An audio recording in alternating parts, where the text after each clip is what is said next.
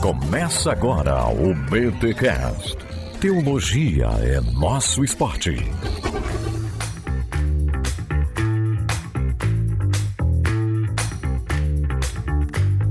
Muito bem, muito bem, muito bem. Começa mais um BTcast, o de número 448. Eu sou o Léo Martins de Guanhães, Minas Gerais, e ser um mantenedor no Bibotalk também é o meu esporte. Eu sou o Rodrigo Bibo e o tempo perguntou pro tempo quanto tempo o tempo tinha. O tempo respondeu pro tempo que não tinha tempo de responder pro tempo quanto tempo o tempo tinha. Desculpa, gente. Foi o que deu aqui numa terça-feira. Santo depois de Deus restaurar o amado. dente. Pelo amor. E eu sou Alexandre Melhoranza. E, gente, é o seguinte, se vai todo mundo morrer, vamos aproveitar a vida enquanto há tempo. Olha aí, com mulheres, conquistas, reinos. É isso aí, curti. Olha lá, ó. Você sabe quem fez isso, né? Desde o princípio, né? Tô seguindo Salomão, pô, ou o pregador. E eu sou Marcelo Betti, e eu estou aqui para ouvir novamente aquela música que marcou sucesso na minha vida desde 1995. Nossa, eu esqueci o nome da música, galera. É do Rolling Stones que você cita? Não. Satisfaction? Não, é a música do Resgate, no álbum On The Rock, que dizia, tudo tem seu tempo. Tudo tem um tempo determinado. Essa é a minha primeira lembrança de Eclesiastes. Olha, a abertura ficou isso aí com, inclusive, a interpretação musical de Alexandre Melhoranza. Que, aliás, gente, vocês não estão vendo aqui, mas o Melhoranza sorriu. Isso é muito legal num episódio sobre Eclesiastes. E aqui é o Paulo On, com medo desesperado de morrer antes de aprender a viver. Caraca, gente, ô louco, que é isso? Nossa, eu vou até sair, vou voltar de novo e vou elaborar melhor. Não, que bom, obrigado, Paulo, por salvar a nossa entrada. O Bert tinha potencial, mas esqueceu a letra, enfim. E aí... Gente, estamos aqui com esse time de Bíblia do Bibotalk para falarmos sobre o livro de Eclesiastes em mais um episódio da série Aliança. Milho, a gente sabe que a gente não tá seguindo bem o cânon bíblico aí, né, Milho? Que era pra vir o quê agora? Samuel, né, Milho? Mas você sabe que o cânon bíblico tem muita discussão, mas não vou nem entrar nesse mérito, não, mas né? Com certeza Eclesiastes é bem depois de Isso. Samuel, mesmo redação final de Samuel, Eclesiastes ainda é bem depois. Só que é o seguinte, né, eu conversando com o Marcelo Bert aí nas redes sociais, o Bert, poxa, faz tempo que a gente não grava e tal. Aliás, eu fui atrás do Bert, ele, cara, vamos gravar. E aí tem que marcar na agenda. Aí o Bert disse que podia gravar no dia 15. Eu falei, mano, bora dia 15. Qual tema você quer? Eu procuro ajudar, né, o meu convidado. Eu falei, mano, você tá estudando o quê? O que tá na sua cabeça aí? Fica até uma dica pra você que tá produzindo conteúdo. Facilite a vida do seu convidado. E aí o Bert, tô expondo Eclesiastes na igreja. Mano, bora gravar sobre Eclesiastes. Já acionei aqui Melhoranza e Paulo On. E simbora falar deste livro aí, que dá o que falar. Um livro que, será que é pessimista? Será que Deus não é considerado? Ou é? E de que forma? É o niilismo teológico no livro de Eclesiastes? Enfim, vamos dar um panorama, uma introdução a este livro da Bíblia. Mas antes, é claro, os recados paroquiais.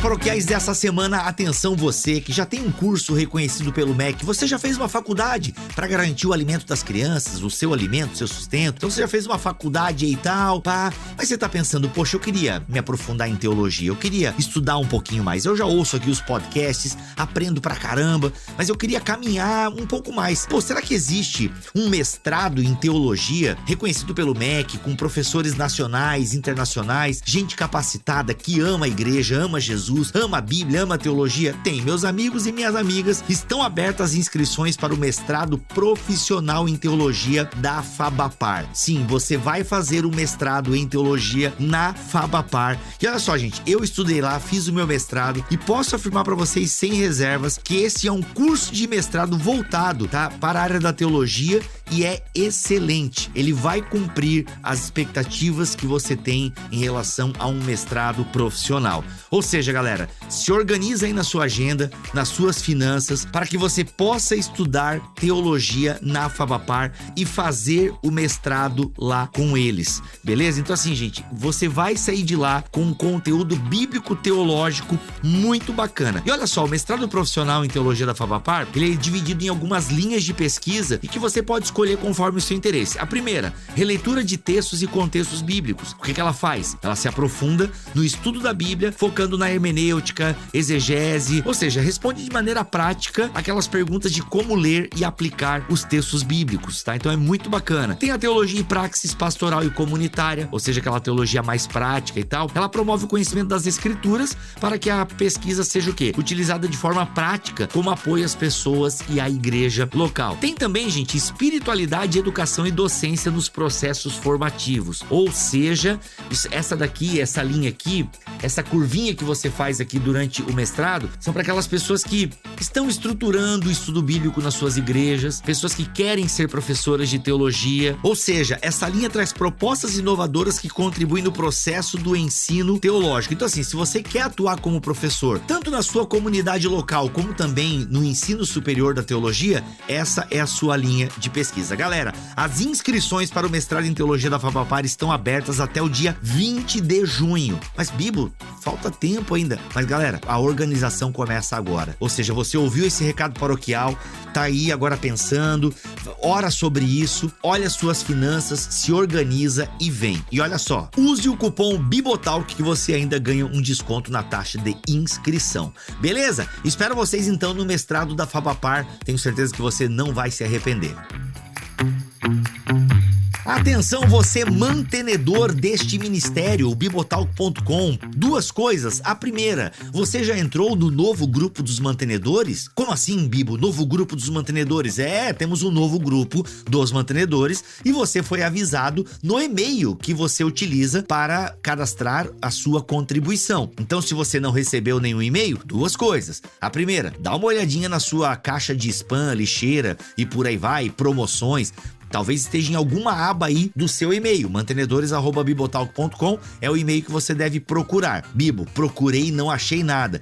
Então talvez alguma coisa na sua contribuição não deu muito certa. Quer ver uma coisa que aconteceu muito? Bibo, mas eu sou mantenedor via PagSeguro. Tá, cara, mas você renovou? Ih, cara, tem que renovar? Sim, antigamente, no PagSeguro você tinha que fazer a cada 12 meses, você tinha que renovar. Agora não precisa mais, a gente mudou a configuração, é até você quiser, tá bom? Mas antigamente era nessa configuração de tinha que renovar de 12 em 12 meses. Então dá uma olhadinha se a sua contribuição tá em dia. Qualquer coisa, manda um e-mail para mantenedores@bibotalk.com. A Camila vai lhe ajudar. Bem, por que eu perguntei se vocês estão no grupo? Porque lá vai ser disponibilizado o BTcast M sobre o anticristo. Eita! Kenner Terra e professor Valtair falando sobre o anticristo na Bíblia Sagrada. Gente, que episódio fantástico! Disponibilizado exclusivamente para os mantenedores do Bibotalk. Aí você pensou, caramba, eu tava querendo ser mantenedor do Bibotalk, eu acho que agora eu quero mesmo. Então, manda e-mail para mantenedores@bibotalk.com que a Camila te coloca aí neste grupo seleto de apoiadores deste ministério propagador da boa teologia e do bom diálogo. Simbora para este episódio que está, de correr atrás do vento? Não sei.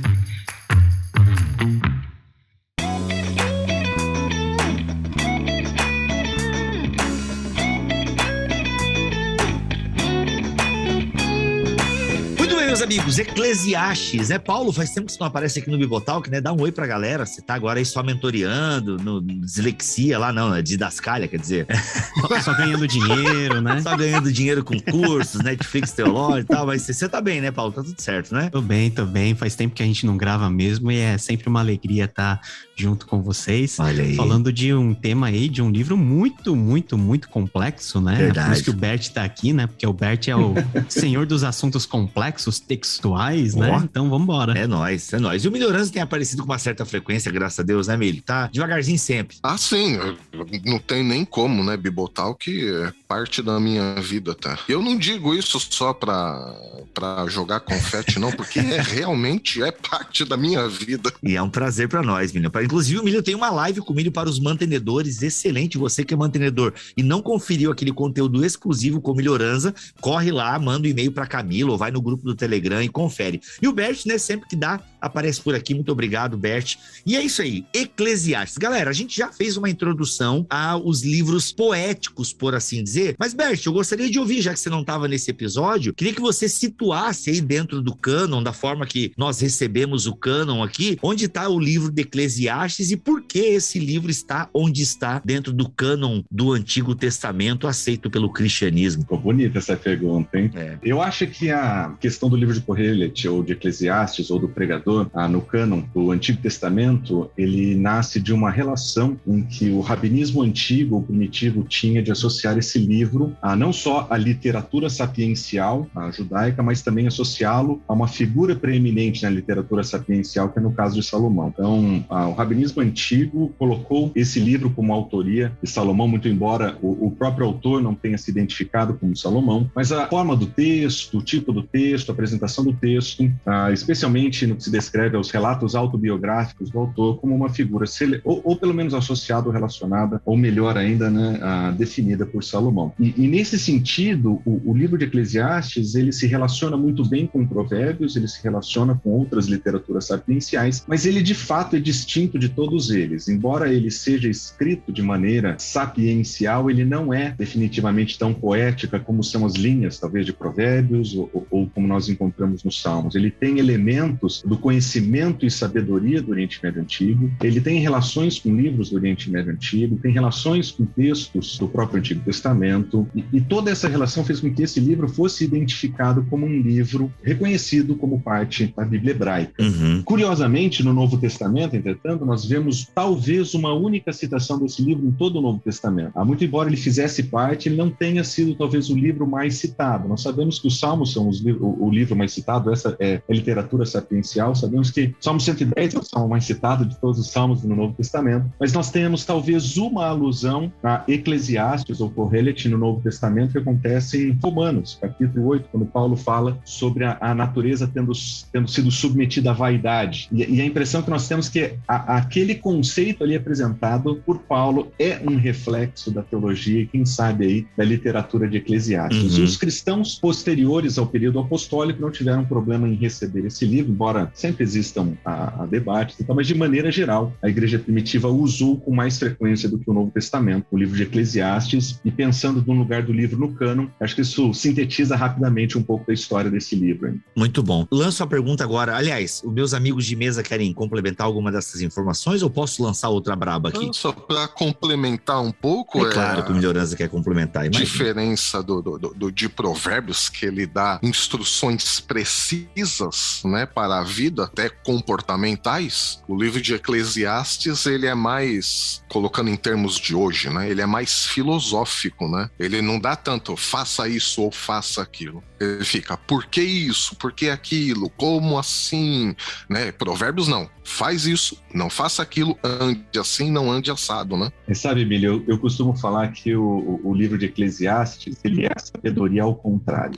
Você vê Provérbios, ele começa com o temor do Senhor. Eclesiastes, ele termina com o temor do Senhor. Parece que o ponto de partida de cada um dos livros é diferente. E a frustração do autor de Eclesiastes é exatamente essa, de que vendo a vida e observando os fatos da vida, ele não consegue encontrar muito sentido para que ele vê, e ele se permite muito reclamar dessas coisas e não encontrar muito sentido nelas, mas no final é como se ele olhasse para trás para a vida e dissesse, olha, eu tentei resolver os problemas e não consegui, é melhor você começar com o temor do Senhor mesmo. Talvez seja um caminho mais apropriado para a sabedoria. Antes do Paulo falar, eu queria levantar essa questão que vocês dois agora fizeram alusão, porque a diferença no estilo de construir a teologia, né, e suas proposições em Eclesiastes, ela difere mesmo de muitos dos salmos e de muitos dos provérbios. Em que sentido? Como o Milho falou, Provérbios é tipo assim, inclusive Provérbios é muito mal interpretado, né? Ensina a criança no caminho que deve andar e quando crescer não vai se desviar dele, né? Muitas pessoas... não são promessas, né? Exato, mas as pessoas não têm essa leitura. Promessas. Então o pessoal entende que vai educar na escolinha dominical, fazer a leitura bíblica em casa e vai ter um Billy Graham quando crescer, né? Quando você vai visitar as cadeias, o nome dos presos é tudo Miqueias, Oséias, Zacarias, e é desviado de igreja. Então, brincadeiras à parte, né? É meio que verdade isso também. Mas o que eu quero dizer é o seguinte, seguinte, parece sim que Eclesiastes, como você usou a expressão, Bert, uma sapiencial ao contrário, né? Uma teologia. Eu costumo ilustrar desse modo, é a sabedoria ao contrário, né? Porque, de fato, ele é mais cru, ele é mais real. É no sentido que E não só isso, né? O livro de Provérbios começa, o temor do Senhor é o princípio, é o ponto de partida. E ele é mais positivo também. Ele é mais positivo. Diz, não, faz isso, vai dar certo e tal. Ele faz uma análise da realidade e ele até vê pontos problemáticos, mas ele fala, mas faz esse caminho, toma esse caminho, nega esse convite que vai dar legal. O Eclesiastes parece aquele cara assim, tipo, velho, que sentou, quer saber? A vida é assim. É tipo meio Asaf no Salmo 73, né? Enfim, tem essa sensação. E por isso que até o pessoal fala do pessimismo de Eclesiastes e tal. Mas, Paulo, você ia falar antes, Paulo, e eu te cortei. Desculpa. Outro ponto, talvez, em termos de estrutura, que nós podemos falar sobre Eclesiastes em comparação com Provérbios, é que Provérbios é um grande ajuntamento de provérbios, de ditos de sabedoria que foram produzidos e pensados, né, desde os contextos mais antigos e que foram juntados, muitas vezes de forma aleatória, formando uma sequência de ideias que muitas vezes não são muito bem conectadas umas às outras. Nós temos vários usos de provérbios dentro de Eclesiastes, né? Tem certos trechos que você nitidamente se vê quase como lendo o livro de provérbios. Mas esses provérbios, mesmo quando eles são utilizados dentro de uma amarração mais temática. Você vê que há uma coerência de temas que fazem com que esses provérbios sejam aplicados dentro de um contexto específico, dentro de uma problemática específica que faz parte das complexidades da nossa vida, da constatação de como que a vida segue o seu rumo, de todas as nossas vicissitudes, de todas as complexidades e esquisitices. Então, os provérbios, eles são meio que colocados e pincelados para ilustrar essa ideia e rememorar, talvez, o leitor, de um lado, da grande variedade dessas ideias que estão presentes no contexto judaico e aplicá-los à temática que o pregador, ele quer atingir por meio aí da sua composição sapiencial. Inclusive, isso, até o fato dele ter essa estrutura diferente de Provérbios, dá o nome do livro, né, em hebraico, Korelê, né, vem da mesma raiz, aí vocês biblistas, hebraístas e outros istas, me corrijam se eu estiver errado, mas a raiz dessa palavra Korelê tem aquele significado de alguém que vai convocar uma assembleia, um ajuntamento de pessoas, e daí talvez por isso que algumas traduções e algumas versões mais antigas da Bíblia não vem Eclesiastes, né? Vem o pregador. Uhum. Então é alguém que chega no final de uma jornada da vida, enfim, e ele vai discursar para uma assembleia, ele vai pregar, e daí o Korelê é alguém que, de uma certa maneira, entendeu o sentido da vida e vai falar isso para uma assembleia, né? Então é o pregador, né? Isso. Eu ainda prefiro Korelê, né? Mas tá bom. É porque a tradução fica mais clara pra gente quando nós vemos aqui Eclesiastes, tem uma relação com eclésia, né? Com a comunidade. A assembleia, que não é a igreja. Exato. Né? No contexto cristão. É a comunidade, que é na Korelê. É o grupo que o pregador chamou, né? O uso desse termo também é muito curioso e a gente não tem um consenso muito bem estabelecido, porque parece que o texto usa o Kohelet como se fosse, às vezes, nome próprio ou um título, tem essa variação, mas muita gente está inclinada a pensar que era basicamente uma função de alguém ir lá e ensinar, né? Vamos dizer assim, pregar ou de transmitir conhecimento esse que é um dos temas desse livro tão interessante.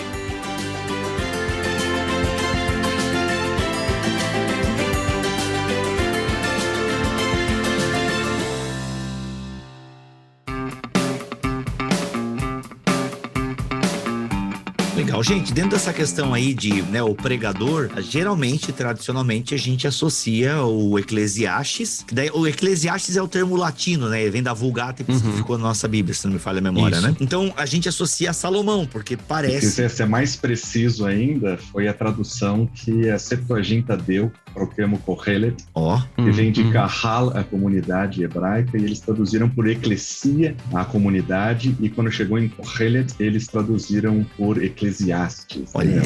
A palavra que descreve Eclesiastes. Aí pra Vulgata foi transliterada do grego, e nós transliteramos da Vulgata. Segue o jogo. Segue o jogo, olha aí, que coisa. Aliás, a gente tá devendo um episódio sobre a Septuaginta. Cara, eu prometo esse episódio, acho que tem uns 10 anos aqui no Bibotalk, e já quero depois agendar. Você precisa chamar 72 sábios. Eu vou, uma gravação de 72 dias, enfim, ou 70, enfim, ou a gente diz que foi, né, mas na verdade foi menos, e a gente diz que foi 70, enfim, aí a gente discute isso depois, mas até depois eu vou gravar, vou agendar com vocês mesmo. Tem algumas coisas que a gente tá devendo pra audiência ao longo de 11 anos de podcast, como as festas de Israel, caramba, até hoje a gente não fez episódio sobre as festas de Israel, enfim, mas vamos lá, galera, sobre essa questão aí da autoria do livro. A gente tradicionalmente fala em Salomão, ainda que o livro mesmo não coloque o nome, né, de Salomão como o autor. Como é que tá essa discussão? Eu sei que isso talvez não seja tão importante, né, mas queria que vocês falassem um pouquinho sobre a autoria do O Pregador. Quem é esse pregador, ou isso não importa, e atribuir a Salomão é mais uma adesão cristã ao longo dos séculos e tudo bem, mas talvez não tenha sido, enfim. E aí, o que você tem a me dizer sobre a autoria desse livro? Que eu sempre digo aqui, Bibo, pro pessoal, né, que me pergunta algumas coisas, principalmente em termos de autoria, eu sempre digo que a autoridade bíblica, ela não está ligada aos seus autores humanos. Mesmo porque, se assim fosse, grande parte dos livros da Bíblia, a gente não sabe quem foram os autores, né? A gente diz, o livro de Samuel, só que em uma parte do livro de Samuel, Samuel morre. Quem foi que continuou o livro de Samuel? Entre outras coisas, né? O próprio Pentateuco, bom, não vamos nem entrar nessas questões da autoria do Pentateuco. Eu, particularmente, não atribuiria a Salomão, né? Mas também, se for Salomão, assim, para nossa fé e para as questões relacionadas à autoria bíblica, quem é o autor humano, eu pessoalmente creio que isso não abala a nossa fé e nem a questão de duvidar ou colocar em xeque a infalibilidade ou a autoridade bíblica. Eu acho particularmente que tem muito mais coisa assim contra a autoria salomônica do que, embora os argumentos que o Bert citou logo no comecinho desse episódio nos levam até a crer que pode ter sido Salomão, mas não é conclusivo ao meu ver. Eu tendo a concordar com o Milho também. Eu não acredito que a tradição histórica, seja rabínico, até mesmo o cristianismo primitivo, em associar Eclesiastes, ao livro de Eclesiastes, com a pessoa de Salomão como algo definitivo. Existem, por outro lado, vários elementos autobiográficos apresentados por todo o livro que, quando comparados com Salomão, é quase impossível não falar que aquilo ali não seja de alguma forma uma menção, uma alusão, pelo menos, a Salomão. Combina perfeitamente. E, de fato, vários Filho elementos... de Davi, né, Bert, por exemplo, não é? A própria abertura do livro tem isso, mas o capítulo 2, o que ele faz, se você ler o que ele faz no capítulo 2, do versículo 1 ao 11, e você associar com o livro de Reis, por exemplo, você consegue paralelos precisos. Você consegue montar o capítulo 2 de Eclesiastes, os primeiros versos, pelo menos, com a história de Salomão de uma maneira muito perfeita. O modo como ele descreve suas frustrações, seus erros, deixa muito claro. Até pessoas que não acreditam que Salomão tenha sido o autor desse livro, quando pregam esse texto, falam, olha, que Salomão tinha feito isso e aquilo, como eu vi acontecer em um desses livros que li recentemente sobre Eclesiastes. Achei bem interessante. Mas o ponto é, existem pequenos detalhes que passam pelo livro que, quando você presta atenção neles, são assim, como que isso pode ter acontecido? Por exemplo, Eclesiastes capítulo 1, versículo 12, nós lemos uma menção que diz que o autor desse livro havia sido rei em Israel. Quando você compara essa informação com a história de Salomão, você percebe que não teve momento na vida de Salomão em que ele não tenha sido rei. Outro detalhe que é interessante, o autor parece descrever que ele está depois de uma longa sucessão de reis bem-sucedidos. Fala, ninguém antes de mim, como se falasse dos reis em Israel. Mesmo no capítulo 2 ele fala isso. O que sugere que Salomão não se encaixa perfeitamente. Capítulo 2, verso 9, não é? Tornei-me mais famoso e poderoso do que todos, não é? Todos os que vieram antes de mim. mim isso aí. Então tem pequenos elementos que vão aparecendo no livro. Não teria sentido se for Salomão. Exato. Quando ele descreve pessoas no seu reino, quando ele descreve a opressão no seu reino, quando ele descreve a falta, o fracasso do reino, em vários sentidos, assim. Salomão viveu no momento mais bem-sucedido, é o português correto, o melhor, mais bem-sucedido de todo o tempo em Israel. Então, de fato, tem algumas considerações ali que sugerem isso. Tem detalhes mais específicos, se a gente quiser ser criterioso. Por exemplo, no capítulo 5, versículo 8, a palavra que descreve uma localização onde a opressão acontece é traduzida para o português como uma província. Esse é o tipo de linguagem que se usa para descrever territórios regionais que acontece no judaísmo, especialmente de segundo século, né, onde tem as províncias, onde o império tinha definido as regiões. Né? Então tem alguns detalhes que quando você pega pelo caminho, você percebe que, existem algumas evidências aqui que não combinam com isso. E para mim, uma das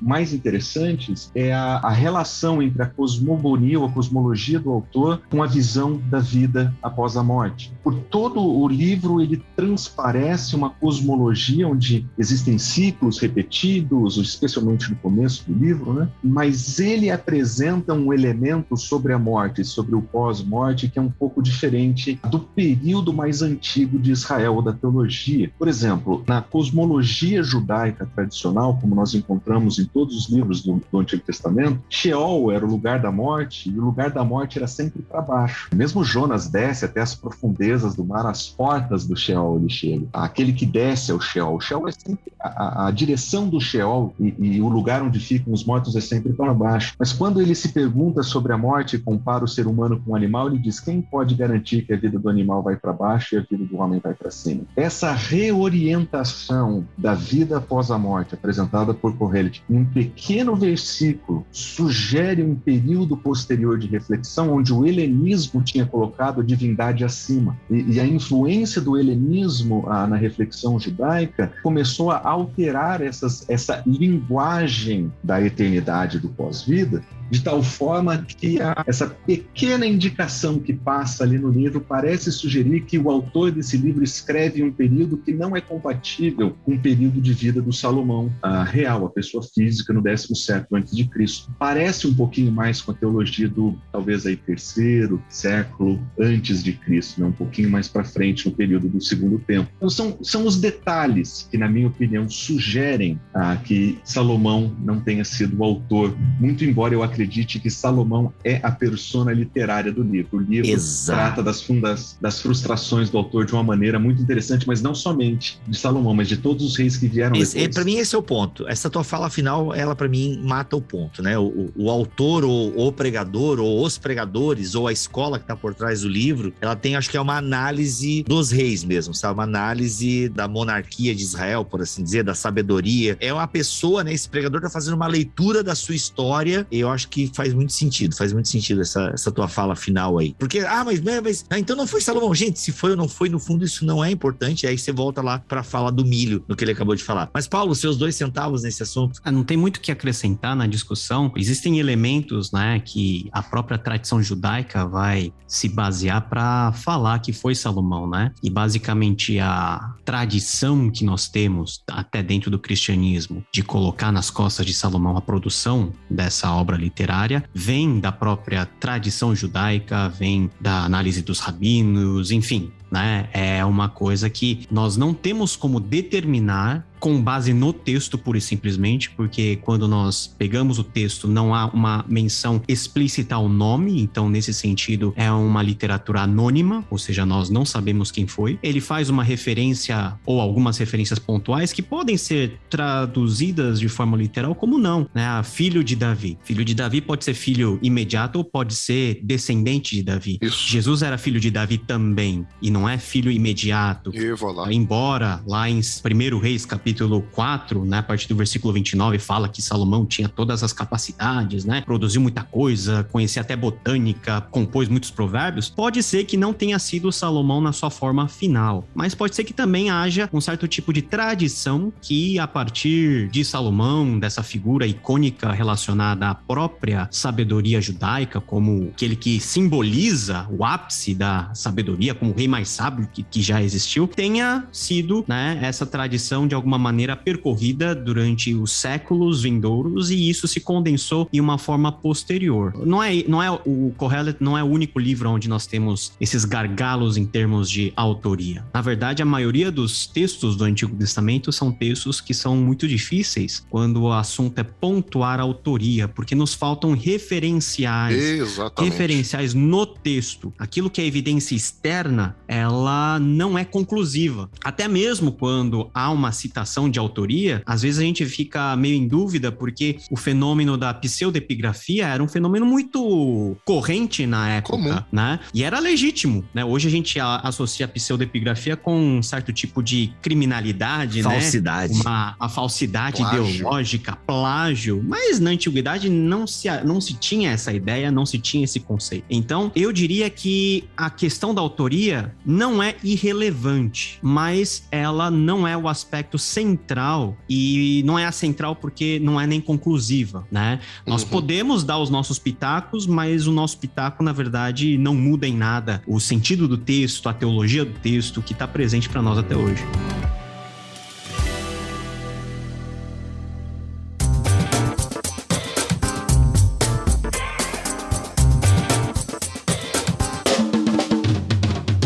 E aí, gente, o tema central de Eclesiastes, qual seria o tema central? Qual é a proposta desse autor? E depois, quero lembrar, você que está ouvindo esse episódio, e eu sei que tem muita gente que ouve os podcasts pela metade, porque depois vai terminar, nós vamos encerrar esse podcast com dicas homiléticas de como pregar em Eclesiastes, hein? Fique até o final desse episódio aqui. Mas ainda dentro dessa questão mais enciclopédica e de introdução, qual seria o tema de Eclesiastes? Seria o tempo? Seria a vaidade das vaidades? Ou correr atrás do vento, ou o bolha de sabão, como dizem alguns autores, né? O que seria para vocês o tema central de Eclesiastes? Então, eu começaria até dizendo, Bibo, que assim, em Eclesiastes, né, a sabedoria convencional, se a gente pode dizer assim, né, a sabedoria ocidental, já que o Marcelo Berti nos colocou bem, e eu concordo com ele em termos da época, da datação de Eclesiastes, né? Então essa sabedoria ocidental para Eclesiastes era inadequada à realidade, porque essa sabedoria ela tentava predizer, né, um futuro meio que infalível como um resultado exclusivo da conduta. Não vou entrar nas questões filosóficas gregas aqui, evidentemente, não sou especialista, mas existia uma parte dessa filosofia que tentava predizer um futuro infalível como um resultado exclusivo da nossa conduta, seja uma conduta sábia, seja uma conduta tola. E aí o Eclesiastes, né, o objetivo dele, na verdade, é orientar a forma da gente pensar e não tanto o que pensar, já que existia, como Paulo pontuou também, essa questão do imaginário de Salomão, dos reis de Israel. Então, Eclesiastes, ele vai orientar a nossa forma de pensar e não o que pensar, porque o que pensar é ponto pacífico na Bíblia, né? É a relação com Deus. Como você pensa sua relação com Deus? Como você vive sua relação com Deus diante dessa vida, né? E essa vida onde tudo acontece igualmente a todos, né? Vem chuva para o justo, para o injusto, mas a partir da relação com Deus, porque a Bíblia toda tem esse ponto em comum, é a relação com Deus. Deus, ele está, a Bíblia não tenta provar que Deus existe, né? Porque Deus está ali, né? A partir disso, como nós devemos pensar a nossa vida aqui, partindo-se desse pressuposto. É por isso, como o Bert disse, que se em Provérbios ele começa com o temor do Senhor ao princípio da sabedoria, Eclesiastes ele vai revelar isso só no final. Já que o pressuposto da vida é Deus, ele vai orientar como nós devemos pensar a nossa vida, para no final fazer essa revelação nesse sentido de que, diante dos problemas da vida que atingem todo mundo de maneira igual, seja justo, seja bom, ele vai dizer que o sentido da vida é a relação com Deus. Quer você viva um momento extraordinário na sua vida, quer você viva um momento terrível, o fim de todo mundo vai ser a morte, como os animais. Aí ele é bem duro uma hora lá, né? Ele fala assim: leitor, é o seguinte, a sua vida não é tão diferente de um animal não, hein? Um animal morre e você também. E aí no final ele dá esse grande desfecho.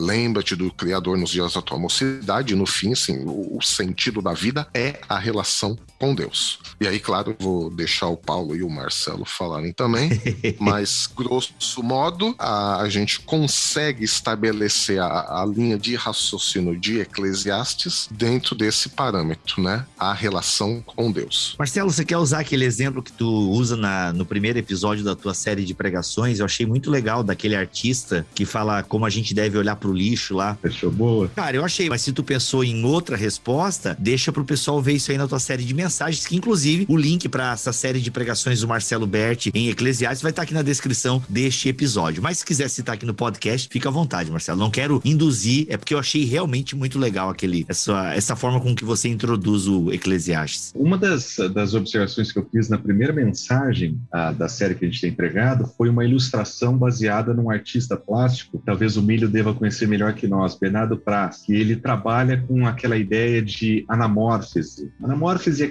é o conceito de coisas que não têm forma ou que são deformadas.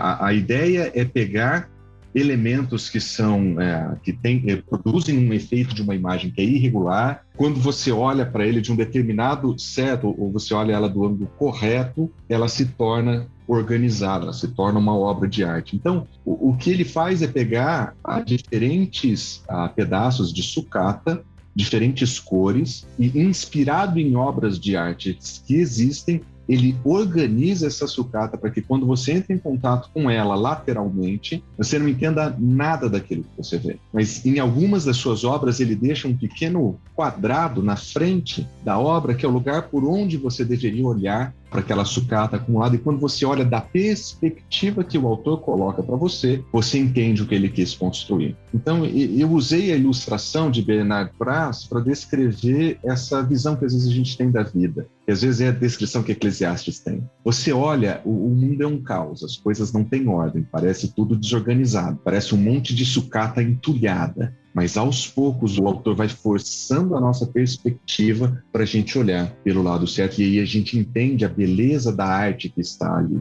E o livro de Kohelet, ele faz isso de duas formas: uma, corrigindo a nossa ótica a respeito da vida, nos conduzindo para o temor do Senhor, e duas, usando a sua própria arte, através da poesia, da sua própria reclamação, do seu próprio abrir o coração e chorar suas pitangas, e desse despejar das suas frustrações e raiva, para apresentar uma ótica de alguém que é piedoso, e no final termina aos pés do Senhor, dizendo: o que importa é ter nele, Senhor. Então, eu olho para essa obra de arte que é o livro de Kohelet como esse aglomerado de muitas coisas que parecem soltas e jogadas ali, mas que, na verdade, o autor usa a sua própria poesia para redirecionar a nossa visão, para entender que no final dessa sucata desorganizada e perdida existe alguém coordenando, alguém que é soberano e alguém que mostra a sua beleza através do mundo. É legal isso, Bert, porque se a gente olha assim direto, né, a introdução de Eclesiastes, né, vamos adotar o nome latino, o autor, ele vai apresentar o problema da vida, ele vai sugerir que nada debaixo do sol dá sentido à existência, né? Aí, Bibo, você tinha dito, né, que a gente vai dar dicas homiléticas em Eclesiastes, né?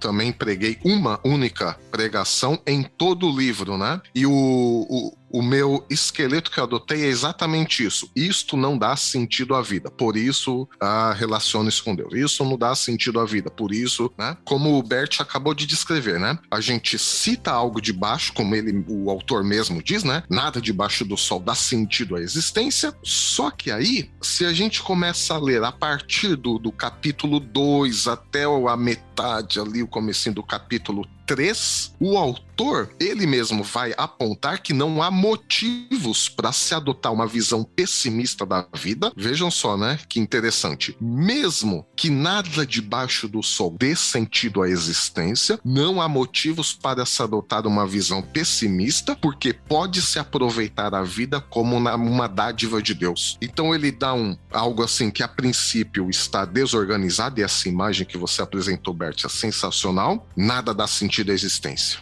E aí, de repente, não, nós podemos aproveitar a vida porque a vida é uma dádiva de Deus. E isso, ao longo do livro todo, é sensacional poder identificar isso. Quando a gente olha com cuidado Eclesiastes, né, parece que o tom que o pregador ele dá deixa muito claro o como ele encara a complexidade da vida e o que a própria experiência da existência dele, que parece ser de uma pessoa madura, de uma pessoa que já viveu muita coisa, já teve experiências das mais variadas possíveis.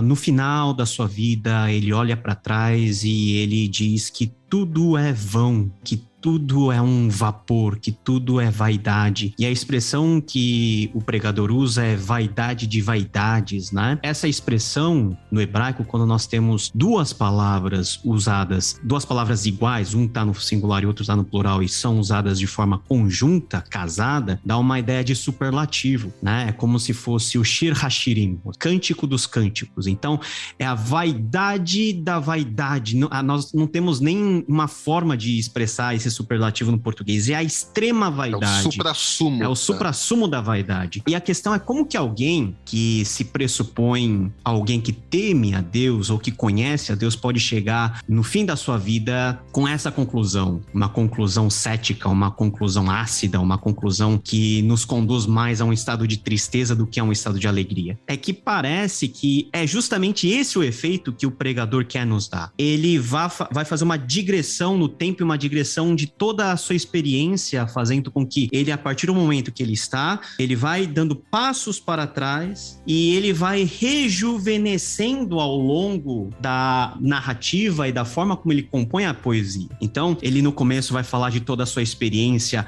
com o trabalho, com toda a sua experiência, com a própria sabedoria, que é algo vão, na sua opinião, a sua experiência com o tempo. Então, para ele chegar à conclusão de que há tempo para tudo, é porque ele viveu muita coisa e ele chega na ideia de que, diante da perspectiva da vida mais ampla, tudo tem um tempo definido e esse tempo é de alguma maneira controlado por Deus. Vai falar da relação entre os seres humanos, os animais, as tribulações da vida, as riquezas, o trabalho, as fontes de renda dele, e vai vendo na perspectiva de como seria a vida se nós não tivéssemos como alvo principal ou como as lentes corretivas Deus e a sua forma de nós experimentarmos a Deus dentro de todas essas experiências que são comuns tanto a ímpios como a pessoas que fazem parte do âmbito da aliança, o âmbito do seu povo. Então, quando ele faz essa análise, ele chega a dois direcionamentos. Um, que a vida não tem sentido mesmo. A vida não tem sentido não no sentido que a vida não vale nada, mas nós não encontramos todas as respostas pelas quais nós procuramos durante o curso da nossa vida. A vida não encaixa direito. A vida, quando vista em perspectiva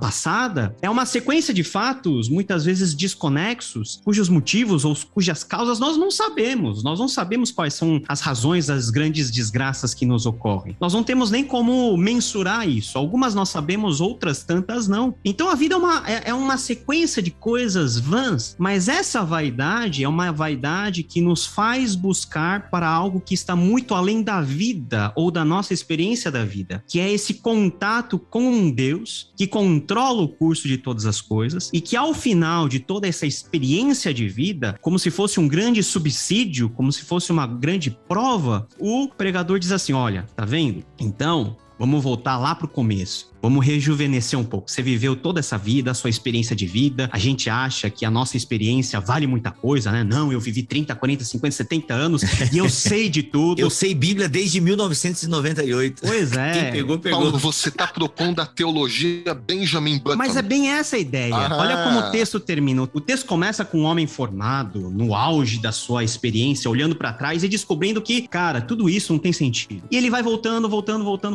E ele, nesse processo processo de voltar, ele encontra-se com a questão do temor do Senhor e ele joga esse temor do Senhor pro começo. Olha, você quer olhar para a vida numa perspectiva diferente, que não vai resolver todas as suas questões quanto a se a vida tem todas as respostas que eu tenho, se eu posso compreender todas as coisas, mas que vai fazer com que a vida, ela possa ser vivida numa perspectiva não em função de eu descobrir qual que é o próprio valor dessa vida ou daquilo que realmente importa nessa vida, mas viver esse curso tão completo na companhia do Senhor dentro do seu temor. E é por isso que, a partir do capítulo 10, nós temos toda uma positivação, falando de como a sabedoria é boa, como que nós devemos ter uma conduta pautada nessa sabedoria e qual que é a fonte dessa sabedoria, que ele começa a escancarar bem no final. No capítulo 11, versículo 9, alegre-se jovem na sua mocidade, faça tudo o que você quiser.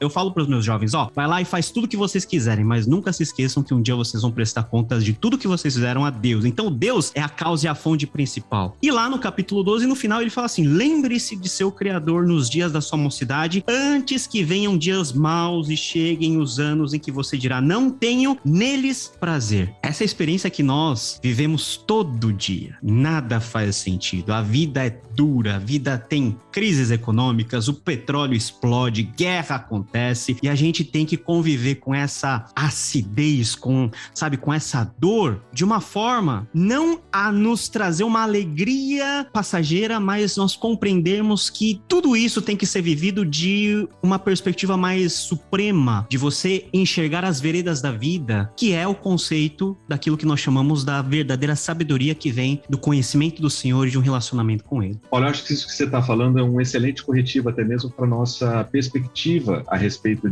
da vida. O autor de Eclesiastes, ele não tem problema de apresentar problemas para os quais ele só oferece tensões. Ele vê a desigualdade na Terra, ele vê a opressão na Terra, ele vê os problemas da vida, as coisas que fogem do controle.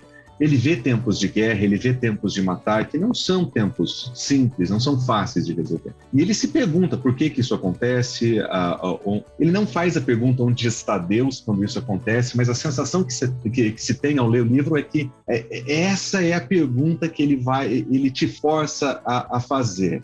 E o que me impressiona no modo como ele lida com essas tensões, até com o modo aleatório da vida, é que ele mantém uma presença misteriosa de Deus no mundo. Deus faz tudo belo ao seu tempo, mesmo que eu não saiba o que é que Deus está fazendo. Essa é a beleza que ele vai produzir. Até mesmo aquela ideia que eu usei da ilustração da sucata. Existe beleza até mesmo nessas coisas que Deus está fazendo, mas nem sempre nós conseguimos ter a dimensão e a grandeza de ver o que Deus está fazendo. Às vezes nós estamos no meio de um processo, de uma construção histórica que Deus está produzindo e nós não conseguimos explicar, nós não conseguimos entender. E talvez, quem sabe, um dia, com uma perspectiva da eternidade, a gente olhe para trás e diga: puxa, Senhor, agora sim eu entendi. Então, diante dessa grandeza de Deus que controla todas as coisas, diante da minha insignificância que não consigo fazer nada, e diante da realidade de que eu sei que Deus está presente aqui, a resposta que ele oferece para a gente não é tentar resolver ou responder o problema. A proposta para ele é falar assim: aceita a tensão. E eu acho que isso é muito corretivo, porque me impressiona às vezes quando nós enfrentamos situações de catástrofes, de guerras, de efeitos climáticos terríveis, e a igreja se reúne para perguntar onde está Deus. Assim, então Deus foi aquilo que fez, então aquilo que aconteceu naquele tsunami foi Deus, ou aquilo que está acontecendo na guerra é Deus que está fazendo. Quando, na verdade, diante das muitas informações que nós não temos, das perspectivas que nós não sabemos, tudo o que nós sabemos é que está acontecendo uma guerra, houve um dilúvio, Deus está misteriosamente presente, e talvez a minha resposta diante disso não seja tentar resolver o quebra-cabeça. O meu papel é entender o meu lugar de servir a Deus nesse contexto de caos. E eu acho que isso muda muito a nossa perspectiva diante dessa realidade caótica do mundo. Nós podemos gastar a vida inteira tentando explicar as razões das diferenças que existem no mundo, das opressões que existem no mundo, mas no final das contas nós não conseguimos saber com precisão o que é que Deus vai fazer em cada um desses eventos. O que nós sabemos é que Deus está misteriosamente presente em todas essas coisas e nós podemos apreciar a beleza daquilo que Ele faz, mesmo quando nós não conseguimos ver beleza naquilo que Ele produziu.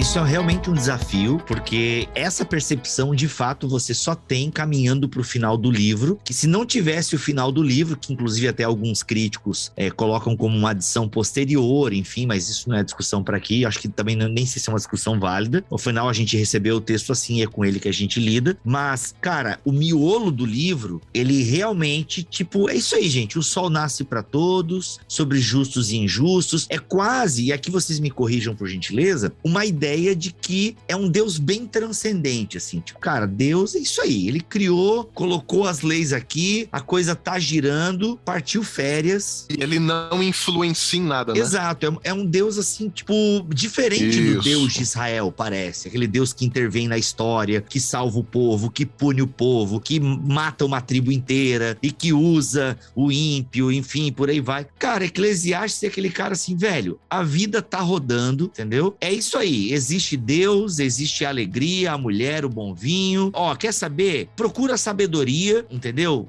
Já é o ET Bilu, né? O protótipo do ET Bilu já tá lá no Pregador. Busque conhecimento, porque ele fala que tudo é vaidade, né, cara? Isso é correr atrás do vento, é bolha de sabão, não tem sentido, é vão. Então assim, mas cara, busca saber, ó, curte mesmo a vida com a mulher que Deus te deu e tá falando, o cara, ele é fiel nesse aspecto, já distou um pouquinho de Salomão, sacanagem, né? Então assim, sabe, curte a vida, porque, mano, é isso aí, nasce sobre justo e injusto, e ó, e quer saber, busca conhecimento, porque de todas essas vaidades, a busca pelo conhecimento ainda é uma coisa que vale a pena e tal. E aí no final, tipo, ele joga aí essa teologia do cagaço. Paulo Melhorança e depois Bert. Que bom que a minha fala provocou todos vocês, vamos lá. E a última parte que você falou, busque o seu conhecimento, também é algo que o próprio pregador, ele relativiza. Ele relativiza porque o nosso conhecimento não pode esgotar a análise das complexidades daquilo que acontece com a gente e dos planos transcendentes de um Deus que está presente, mesmo que nós não percebamos que ele está. Então, lá no capítulo de número 12, no versículo 12, ele diz assim: além do mais, meu filho, leve em conta o seguinte: não há limite para fazer livros, e o muito estudar é enfado da carne. Então, a gente quer descobrir tudo, quer conhecer tudo, quer arranjar explicação para todas as coisas, e o pregador fala o seguinte: olha, vai com calma, você não vai chegar lá, né? Isso vai se transformar em enfado da carne. Aquilo que você quer pesquisar vai se virar contra você como peso na sua vida. Então, quer conhecer? Conheça, mas também não leve isso como valor absoluto de todas as coisas. E aí ele finaliza o livro, né? De tudo que eu ouvi, a conclusão é essa: tema a Deus e guarde os seus mandamentos, porque isto é o dever de cada pessoa. Não tem outra coisa. Paulo, inclusive isso que você acabou de citar é o terceiro ponto da minha pregação em Eclesiastes, que eu dividi em 3 leis, né? E a terceira lei é justamente essa: a sabedoria da vida não traz significação para nós, que vai do capítulo 6 até o capítulo 12. Como você bem disse, né? Ele encerra com o temor do Senhor, e aí eu junto com essa série de tensões que o Marcelo Berti citou, e aí, Bíblia, eu lembro do nosso papo com os mantenedores, as tensões da vida cristã, onde não por acaso nós citamos o quê? Uma das nossas falas ali é exatamente o temor de Deus. Exato. E o que é o temor de Deus, sem querer entrar tanto naquele assunto, é aquele uau de Deus. Porque uau, você vê as suas limitações, porque as nossas limitações, porque Eclesiastes mostra que nós não temos como controlar as coisas da vida. Então, o pregador, ele tira todas as nossas seguranças. Não é a nossa saúde, não é a nossa sabedoria, não é o nosso trabalho, não é a nossa família. A gente não controla nada das circunstâncias do mundo. E aí você já fica aterrorizado, porque a gente fica sem base nenhuma. Meu Deus! E ainda mais sendo pecadores ilimitados e não controlando nada. Então você já tem o primeiro susto, o seu primeiro temor. De repente você, como pecador, diante das suas limitações, você se vê diante de um Deus poderoso, soberano e transcendente, que é a imagem que Eclesiastes mostra. E aí você tem um segundo susto. Meu Deus, eu estou diante desse ser poderoso, soberano, transcendente. E além de tudo, eu sou pecador ilimitado. E aí você tem a consciência, você pecador limitado diante do Deus Criador poderoso, você tem aquele uau, né? Senhor, né, eu tô aqui, que é o susto que Isaías tem, que é o susto que Pedro tem, que é o susto que Paulo tem, e isso causa tensão. A tensão do finito diante do infinito, a tensão de um ser que se vê limitado, que não controla absolutamente nada, diante do ser que criou todas as coisas. E qual é a moral da história? Filho, você não controla nada, você é limitado, aproveite bem a vida como uma dádiva de Deus. E por isso ele termina com o temor do Senhor. Não é medo do Senhor, mas é a consciência profunda de quem nós somos, a consciência profunda de quem Deus é. Essa é a sabedoria da vida. Ou seja, se tivesse avião no tempo do pregador, ele diria: a vida é uma grande viagem de avião. Aí. Embora, Bibo, você brincou do avião e tal, mas o pregador, ele usa justamente, como o Bert fez nesse episódio também, ele usa exemplos da vida, ele usa imagens que todo mundo poderia compreender. Exato. Né? Uhum. Então isso também faz parte da pedagogia eclesiástica. Muito bom. Eclesiástica no sentido do Eclesiastes, tá? Eu só ia reagir a uma frase que você falou e todos fizeram contribuições positivas, então eu vou tocar o terror. Boa! Para mim, essa opção. Exato, adoro, por favor. Você sugeriu assim, e de certa forma o Milho foi nessa direção também, e que a impressão que se tem é que o Deus apresentado em Eclesiastes, ele é tão transcendente que ele parece não estar tão presente aqui. Mas acho que a principal frustração de Eclesiastes é que Deus está presente e ele não sabe o que Deus está fazendo. Porque dá uma olhada em capítulo 2, versículo 26. É muito interessante, outra coisa a observar, é que tem várias lacunas de Deus nesse livro. Deus, ele aparece de vez em quando, né? Ainda que geralmente o termo Deus seja citado, acho que 40 vezes ao longo do livro, né? Se não me falha a memória. Tem alguns interlúdios. Depois do capítulo 5 para frente, melhora. Mas no capítulo 1 só tem uma vez. E se você observar o capítulo 1, ele vai dizer o seguinte, quando Deus é citado, né? No livro ele diz: esse é o enfadonho trabalho, capítulo 1, versículo 13. É o enfadonho trabalho que Deus impõe aos filhos dos homens. Ou seja, Deus está presente, mas ele não está gostando desse trabalho que ele tem colocado. Qual é o trabalho? Descobrir todas as coisas, saber todas as coisas. Deus está aqui, mas eu não estou gostando. Aí ele diz: tudo o que ele faz na vida, eu fiz, eu plantei, e tudo é para mim, aquele mais egoísta de todos. E no 26, ele reclama. Ele termina com uma nota positiva, dizendo que, capítulo 2, 26, que a próxima vez que ele cita pessoalmente a pessoa de Deus, ele diz: Deus dá sabedoria, conhecimento e prazer ao homem que lhe agrada. Ou seja, quem vive, a ideia é quem leva uma vida agradável recebe de Deus bênçãos, que faz parte dos tratados aí de sabedoria e da própria relação que Deus tem com o povo no Antigo Testamento. Mas observa, mas ao pecador ele dá trabalho para que ajunte, amontoe, sem fim, para fim de dar para aquele que agrada a Deus. Esse é o autor de Eclesiastes. Ele é o cara que ajuntou e vai ter que deixar para alguém que não é ele mesmo, que é uma das grandes vaidades da vida que ele enxerga. Quem fez isso com ele? Foi o próprio Deus. No capítulo 6 ele fala assim: eu vi uma outra maldade. Capítulo 6, versículo 2. O homem a quem Deus conferiu riqueza, bens e honra, e nada lhe falta, tudo quanto sua alma deseja, mas Deus não lhe concede, que disso ele come. Ele fala: Deus está presente, mas eu não estou gostando do modo que eu estou vendo. E você vai perceber que em várias dessas reclamações, elas parecem autobiográficas, mesmo quando colocadas em terceira pessoa.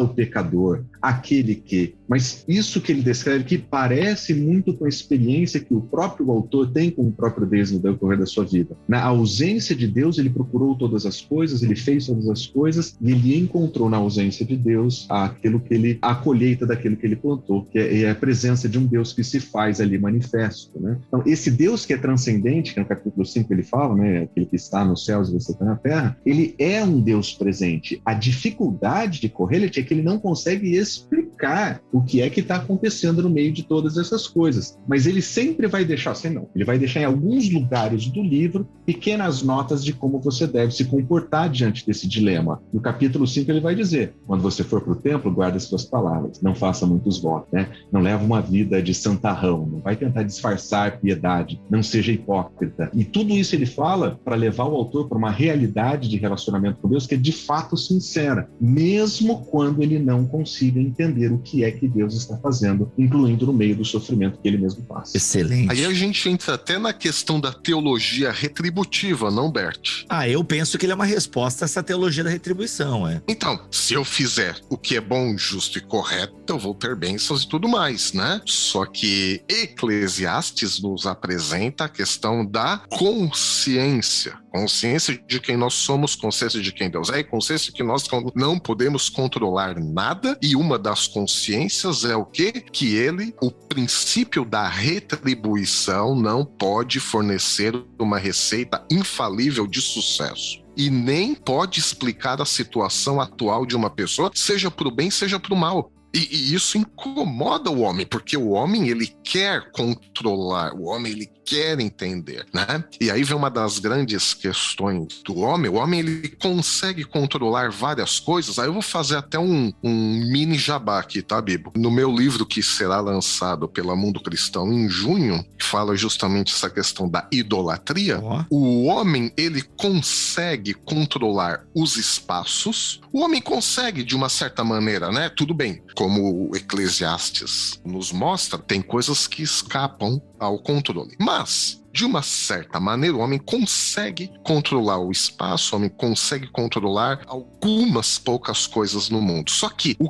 o homem jamais conseguiu e jamais conseguirá controlar é o tempo. E justamente o livro de Eclesiastes tem todo um capítulo que fala do tempo e o homem não controla. Quem é o único ser do universo que controla o tempo e que criou o tempo? Deus. É isso que diferencia o homem, sim, estrondosamente. E o homem, desde Gênesis 3, tenta ser Deus. Por isso a frustração, né?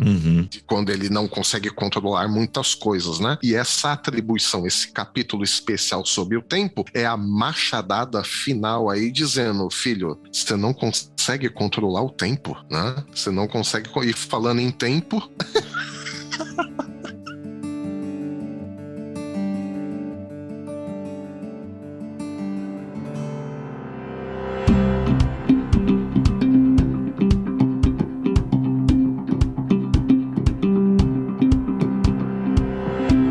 Bem, conforme prometido aqui, nós terminaríamos este episódio. E, gente, vocês perceberam que é um panorama, né? A gente pode fazer uma série só em cima de Eclesiastes, enfim, mas não é o objetivo aqui da série Aliança, é sempre introduzir algum aspecto do livro e tal, para instigar você à leitura, à meditação e correr atrás de outros conteúdos, enfim. E tem as pregações do Marcelo Berti. Já terminou a série. Aliás, quando a gente tiver lançado esse episódio, já vai ter completado a série de pregações e o link está aqui na descrição deste episódio. Mas vamos lá, gente. Notas homiléticas, então, de como pregar em Eclesiastes, porque de fato, se você isola aqui, dá muito pano para manga, fica ruim, né? Quais são as dicas homiléticas, então, para quem quer dar estudo bíblico, grupo pequeno, ou até mesmo o púlpito da igreja em cima de Eclesiastes? Qual é a metodologia que vocês aplicam? Enfim, quais são as dicas matadoras, como diz o outro? Eu, quando trabalhei com a exposição desse livro, eu identifiquei 5 diferentes propostas de aplicações ou propostas homiléticas para esse livro, e todas elas têm seus pontos positivos e os seus desafios. A primeira dela é a textual, que é a que eu normalmente tento usar, é separar um pedaço de texto ali e ficar com ele doa quanto doer, né? Em Eclesiastes, quando você faz isso em Romanos é super legal, quando você faz em Colossenses é o máximo,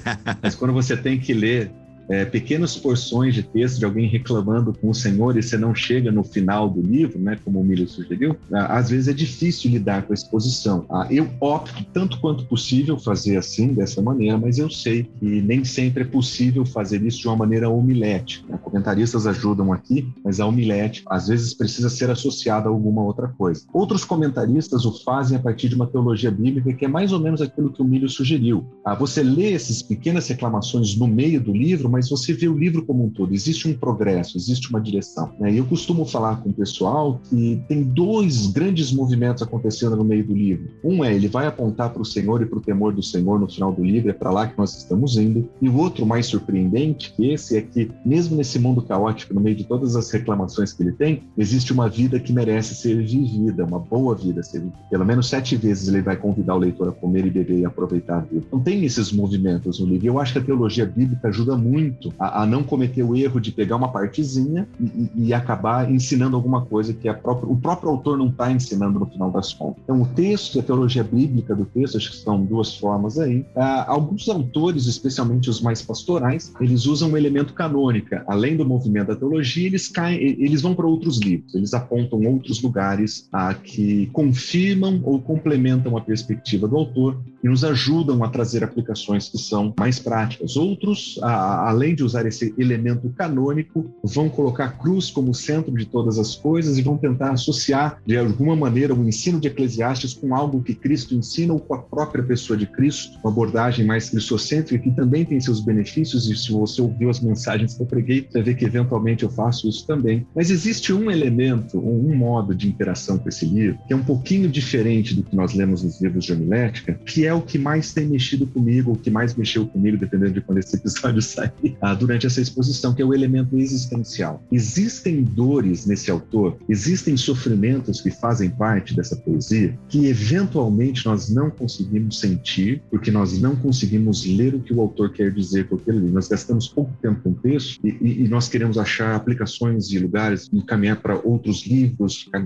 e nós não internalizamos o sofrimento que esse autor tem em olhar para a realidade e não conseguir encontrar as respostas que ele gostaria. E ver uma frustração de alguém que conquistou tudo e não teve nada, de alguém que leu tudo e não sabe nada, de alguém que disse que tem toda a sabedoria, mas não consegue responder a pergunta mais simples do mundo, que é o que Deus está fazendo aqui agora.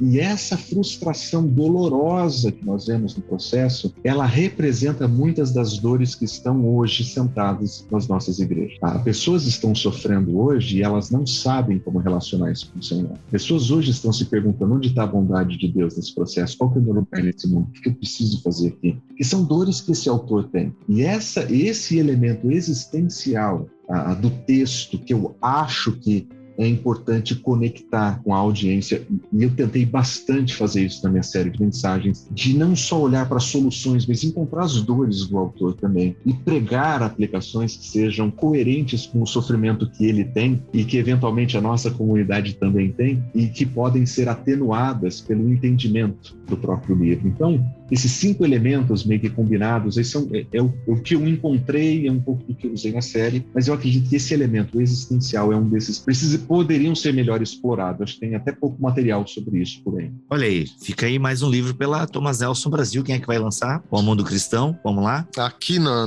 nossa igreja também eu tive o privilégio e a oportunidade. Pessoal, deixa eu te cortar, Milho, afinal tu já é da casa também, dane-se. Mas olha só, aí vocês perguntam, poxa, o Milho é tão da casa que o Bibo nem fica dizendo pra galera ouvir a pregação do Milho. Bem, se você quiser treinar o seu francês, talvez esteja lá a pregação no canal da Igreja do Milho, que é tudo em francês. Mas é pardon. Vai lá, Milho. E assim, aqui também na nossa igreja eu tive o privilégio e a oportunidade de fazer uma pregação em cada um dos livros da Bíblia, né? Então, o texto base era o livro todo. Também apoiado na teologia bíblica. E quando eu preguei o livro de Eclesiastes, com a ajuda do nosso amigo Carlos Oswaldo Cardoso Pinto e seu livro Foco e Panorama no Antigo Testamento, tudo bem, eu fiz alguns ajustes, mas eu identifiquei no livro todo de Eclesiastes 3 leis. E a primeira lei é que a vida humana não tem nenhum significado em um mundo que não oferece a realização pessoal, né? Então é o capítulo 1 até o versículo 11, e o fechamento dessa parte é assim, que o valor da nossa vida não está naquilo que nós produzimos, o valor da vida não está naquilo que nós vivemos, o valor da vida não está naquilo que nós experimentamos, e o valor da vida não está nem mesmo nas nossas lembranças. O valor da vida, ela reside no fato de que nós somos criados para ter uma relação pessoal e íntima com o Criador de todas as coisas. A segunda lei que eu identifiquei com a ajuda do nosso amigo Carlos Oswaldo Cardoso Pinto é que as coisas da vida não trazem significação para nós, que vai do verso 12 do capítulo 1 até o capítulo 6, verso 9. E a conclusão desta parte é que nós estamos no tempo presente e nós temos que aproveitar o tempo presente, porque é isso que honra a Deus. E aí nós reconhecemos a nossa impotência, nós reconhecemos a soberania de Deus, e Deus espera a nossa fidelidade ou a nossa firmeza nesta relação, e não a nossa inteligência para descobrir os paradoxos da vida, que é o que o Paulo disse um pouco mais cedo nesse episódio. E aí nós somos chamados para ter uma relação profunda, íntima e pessoal com o Criador do universo todos os dias da nossa vida, nesse tempo presente. E, finalmente, a terceira lei é que a sabedoria da vida não traz significação para a nossa vida, que vai do verso 10 do capítulo 6 até o capítulo 12, até o final, né? Versículo 14. E aí o fechamento desta parte aqui de Eclesiastes é que nós devemos viver a vida de maneira responsável, conhecendo os nossos limites, conhecendo as nossas capacidades, sob o temor de Deus. E aí, temor de Deus a gente já citou mais cedo nesse episódio, porque Deus criou tudo de maneira extraordinária e nós não podemos compreender toda a extraordinariedade da criação de Deus. E a única certeza da nossa vida é a morte, e por isso a sabedoria da vida. Esperando a morte é a nossa relação com Deus agora nesse tempo presente, hoje. E aí é isso. Olha aí. Essa é a forma como eu preguei, tendo como base o texto base da pregação foi todo o livro, essas 3 divisões, essas 3 leis. Muito bom. Paulo, quer dar uma contribuição homilética ou um tríplice amém? As duas coisas, né? O presbiteriano tem que ter o tríplice amém no final. Ah, os batistas também. Se você fala com meu sogro, ele faz o amém tríplice. Legal. É crente. É crente. Eu preguei muito pouco em Eclesiastes, né? Eu vou aguardar ter uns 40 anos de ministério para fazer uma série em Eclesiastes, para eu me ver no lugar do cara lá na alta sabedoria e tal, mas... Caraca, ele quis ser humilde. Deixa eu te falar uma coisa agora, senhor Didascalia. Tu quis ser humilde, mas tu foi agora arrogante num nível, olha, salomônico mesmo. Não, porque quando eu tiver meus 40 anos de ministério, eu vou estar do alto da minha sabedoria. Ah, mano, eu vou até desconectar tudo depois dessa. Vai, continua, Didascalia, vai lá. A verdade é que a vida, ela envolve 2 aspectos que estão presentes em Eclesiastes, né? Os momentos de crises e os momentos de prazeres. E a realidade de Eclesiastes, por isso que eu gosto de enxergar Eclesiastes como um livro realista. Não é nem um livro cético, é um livro na real, que mostra e desnuda para nós como que é a vida. E desnuda de uma maneira que ele respeita as proporcionalidades dos pesos. Nós temos muito mais momentos de questionamentos, de perguntas não respondidas do que de efusões de prazeres ou de alegria. Na verdade, a nossa vida é um constante questionar,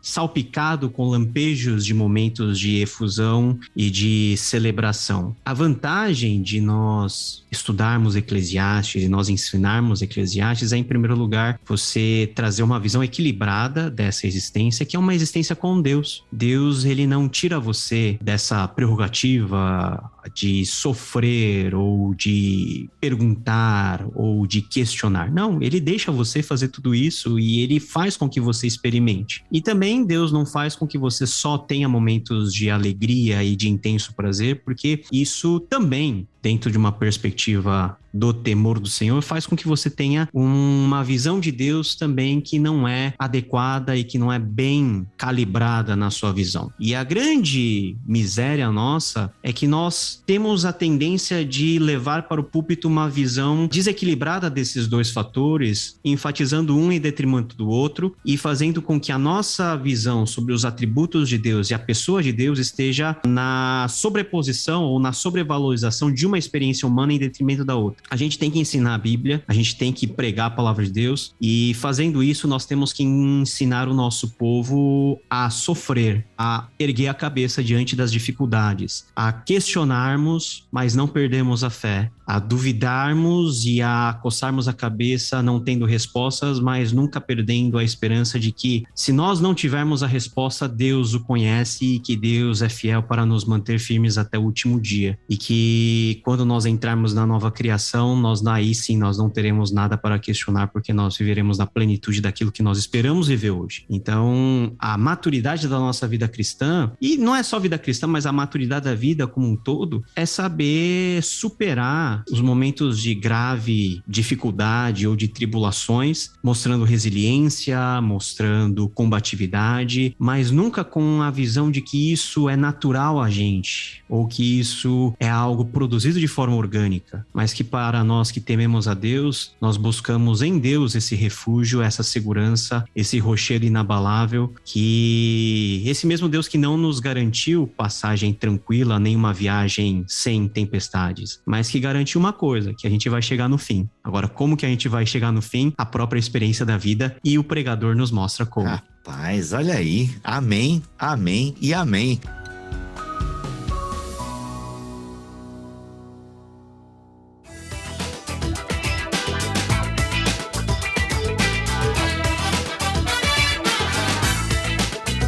Muito obrigado, meus amigos. Muito obrigado por essa aula, muito obrigado por essa introdução ao livro de Eclesiastes. Então, gente, eu penso que depois desse podcast, o que você tem que fazer? Abrir a Bíblia e comece a ler, a meditar nesse livro. Talvez interrompa aí o seu fluxo de devocional, de leituras sortidas da Bíblia, e vai para esse livro aí, porque você tá com uma bela introdução aí para ler esse livro. Gente, apesar de não ser um episódio com base num livro, é uma característica. Aliás, deixa eu fazer um disclaimer aqui. Muita gente, às vezes, muita gente não, né? Já vi algumas acusações. Pô, o BTcast é sempre em cima de um livro e tal. Meu amigo, sempre foi. Desde que a gente começou o podcast, a gente indica livro no final. Afinal, ninguém tá inventando coisa aqui. A gente sempre lê alguma coisa, se inspira em algum autor, enfim. Então, a gente sempre indicou livros no BTcast. Graças a Deus, de alguns anos pra cá, editoras começaram a nos pagar para falarmos de determinados livros, e isso é uma bênção. E agradeça a Deus por isso, que você tem podcast aí toda semana, de graça, aí na sua timeline, no seu app. Então, louve a Deus, tá bom? Mas se você ouvir desde o final, se você ouvir desde o começo, a gente sempre indicou livros no BTcast. Aliás, o Carlos Oswaldo Pinto mesmo, acho que na primeira participação do Milho, ele já falou desse autor, inclusive. E quero lembrar vocês que este episódio chegou até vocês graças à Fabapar, tá bom? Essa faculdade batista aí no Paraná, que tem cursos maravilhosos, tem EAD, tem pós-graduações e tem também o mestrado profissional em teologia. Gente, volta lá nos recados paroquiais que eu explico mais detalhes. Você pulou, né? Como assim mestrado em teologia? Me interessei. Volta lá nos recados paroquiais, que eu tenho certeza que você vai gostar de ouvir o recadinho que eu tenho lá para quem se interessa sobre esse assunto, para quem quer ir um pouco além, tá bom? Então, pensou em teologia reconhecida pelo MEC, tem que pensar na Fabapar. Gente, algum livro que vocês queiram indicar sobre Eclesiastes? Eclesiastes. Já tem um na Bíblia, tá ali.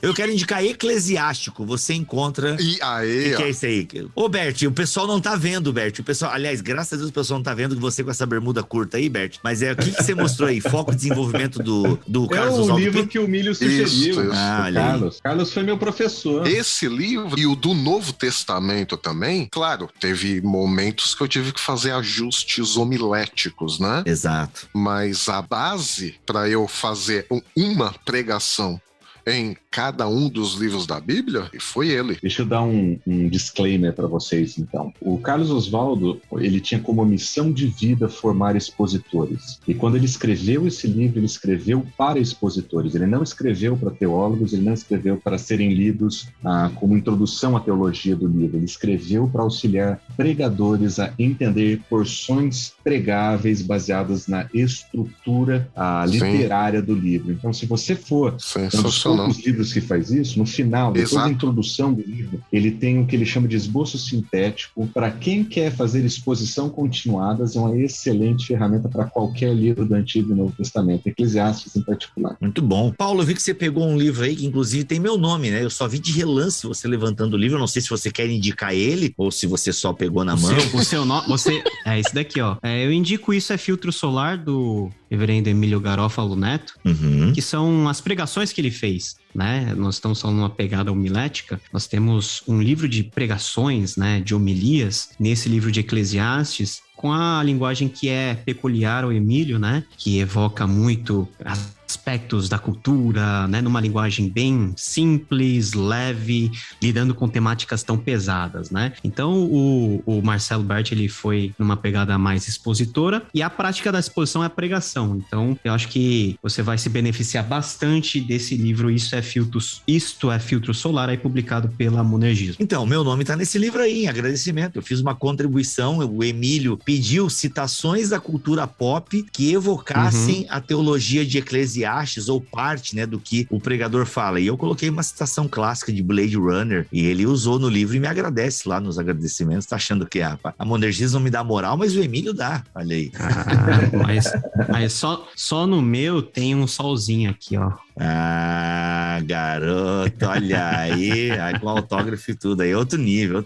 Mas legal, fala, Bert, mais algum livro? Tem um que eu gosto, que eu gostei bastante, foi a tradução de Haroldo de Campos, de Eclesiastes. O livro tem uma introdução e ele tem um comentário no final. A introdução é muito legal, porque ele explica como que ele traduz o livro, e o comentário é menos importante para a proposta aqui, considerando o que eu gostaria de sugerir. Ele é o único tradutor de Eclesiastes que eu tenho conhecimento, que traduz o máximo possível, considerando as estruturas do texto hebraico, com as dores, inclusive, do texto hebraico. Então, ele conseguiu transformar em poesia em português a poesia hebraica, e para quem quer ler poesia, essa é a melhor tradução que eu encontrei. Eventualmente, inclusive, eu uso como texto de leitura antes da mensagem, porque ele consegue manter a beleza da poesia e a dor do autor ao mesmo tempo, e é muito difícil fazer isso em Eclesiastes. Mesmo as nossas melhores traduções não fazem isso, porque nós precisamos que, no final das contas, o sentido seja mais próximo do leitor e eventualmente, a gente facilita isso. Muito bom. Mas por mais que a gente tente, Bert, a gente não vai conseguir, porque tudo é vaidade. Exato. Mas, Bert, repete, é Haroldo Campos com H, é isso? Isso, Haroldo de Campos. Haroldo de Campos, olha aí, gente, Eclesiastes, muito bom. Meus amigos, minhas amigas, mais um BTcast para vocês, espero que vocês tenham sido tão abençoados como eu fui. Obrigado, Milho, pela sua participação, sempre aqui. Tamo junto. Pra mim é a minha vida. Muito bom. Então, pessoal, vocês não estão vendo aqui, galera, mas os nossos amigos levantaram um livro. Eu gosto desse livro que vocês levantaram. Bibo, não, eles estão fazendo isso porque eu sou o único cara aqui nessa gravação que não tem absolutamente nada. Exato. Porque eu não tô gravando na sala de casa. Aí fica tudo aí com livro, não sei o quê. Vocês só viram assim as costas e vão pegando o livro. Tá, mas vamos citar isso aqui, aí, gente. Eu só deixo um versículo pra vocês. Judas 9b pra todo mundo. Judas 9b pra todo mundo. Depois vocês conferem. Mas, galera, o livro que vocês mostraram aí, a gente fala disso ou não? A gente deixa no mistério aí pra quem... Ou melhor, deixa não. No mistério pra deixa quem no tá lendo. Mistério. Quem tá mas tem coisa que eu gostei desse livro, tá? Eu gostei. Aliás, quando eu li, eu gostei de tudo. Já faz tempo que eu li, né? E eu gostei. Eu sei que vocês devem ter reservas com o autor hoje em dia. Eu gostei da capa. A capa é muito bom, o limãozão aí e tal. Pô, mas tem coisa boa ali, cara. Até porque ele cita muitos autores também católicos que fazem uma exegese interessante. Enfim, gente, vai. Não tem heresia no livro, poxa. É que eu gosto do cara. Foi o livro que eu mais gostei de ter lido em Eclesiastes. Tá, mas pera, então você gostou do livro, então? Gostei bastante. Então vamos falar, gente. Pô, vocês ficam aí me deixando nervoso, porque assim... E o autor é Batista, além de tudo. O autor é Batista. Mas enfim, gente, tem um limão na capa, o livro é bom, obviamente que assim, eu vou falar, é de René Kivitz, o livro mais ácido da Bíblia. Eu acho que esse é o nome, cadê? O livro mais mal-humorado da Bíblia. O livro mais mal-humorado da Bíblia, que tem um limão na capa, e eu gostei muito das reflexões que o Ed faz aí. Então assim, você pode falar... Eu gostei muito desse livro, e se você lê esse livro e lê o livro do Emílio, você vai ver que o Emílio leu também. Se você lê o livro dele e ouvir as minhas pregações, você vai perceber que eu li também. A série de mensagens foram 25 mensagens, então eu tive que ler bastante mesmo, e eu concluí a leitura e realmente recomendo um bom leitura sobre Eclesiastes. E o adjetivo que ele usa, acidez, é o que eu uso também pro livro. Olha aí, olha aí. Então, gente, assim, deixa eu fazer um disclaimer, um rapidão aqui. Galera, aí você agora tá pensando, poxa, terminaram o episódio, um episódio tão legal, terminaram citando o Ed, não seja esse tipo de pessoa. Gente, nós estamos falando deste livro dele, a gente não tá falando dele e das coisas que ele falou que a gente também não concorda concorda com algumas. Gente, seja maduro, gente. Nesse livro, ele mandou muito bem, entendeu? Então, a gente não pode ficar jogando tudo fora. Calma, gente, calma. Nesse livro de Eclesiastes, ele mandou bem. E é isso aí, não precisa... Porque assim, a galera... Não, porque o cara falou uma coisa lá, meu Deus, e falou outra, beleza. Agora joga tudo no lixo. Não, esse livro o cara mandou bem. Tem a sabedoria, gente. Tem a sabedoria. Reformados também escrevem coisas estranhas, falam coisas estranhas. Batistas, pentecostais. É todo mundo meio estranho, gente. Pelo amor de Deus. Vamos saber peneirar as coisas aí. O presbiteriano não fala coisa estranha, né, o Paulo? Tá bom. Não, o presbiteriano, ele cumpre o mandamento, fala pouco. Então, falou pouco, mas falou besteira. Mas, gente, é isso. Sabedoria, gente. Sabedoria. Julga as coisas. Sensacional. Não. Isso, eu tava com falta disso, sinceramente. Muito bom, muito bom. É isso, meus amigos, minhas amigas. Ficamos por aqui. Voltamos a semana que vem, se Deus quiser. E assim permitir, fiquem todos na paz do Senhor Jesus. E aí, meus amigos? Quer entrar nessa aí, Paulo? Pode entrar, que deixa só eu procurar uma coisa aqui. Pode entrar. Você tá procurando Você tá procurando o capítulo do seu livro? Não, eu tô procurando aqui a janela para sair da conversa. Ai, caraca. Muito bom. Este podcast foi editado por Bibotalk Produções.